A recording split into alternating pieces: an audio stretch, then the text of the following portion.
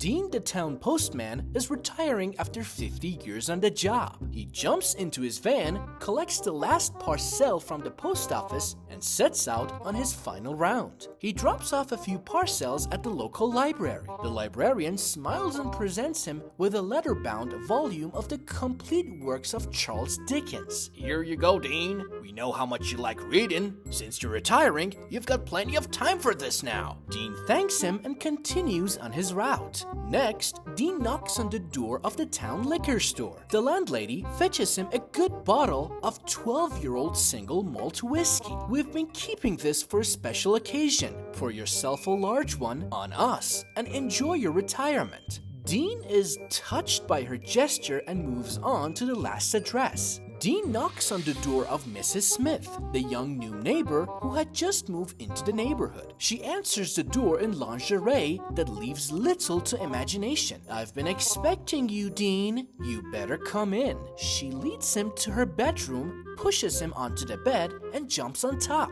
Dean's head is still spinning as he gets dressed. Then Mrs. Smith slips a $1 bill into his shirt pocket before he has a chance to say anything. Mrs. Smith says, "We are not done yet," and leads him down to the kitchen. Mrs. Smith then cooks a fantastic lunch of steak, eggs, and toast. As he finishes eating and takes a sip of his coffee, Dean finally has a chance to ask, I must say, Mrs. Smith, everyone in town has been very kind today, but you've been the kindest of all, in fact. What on earth could have moved you to such a gesture?" Mrs. Smith admits, "Well, I was really racking my brains to think of something nice for you. So I asked my husband, and he said, when he gets here, screw him, give him a buck. The lunch was my idea."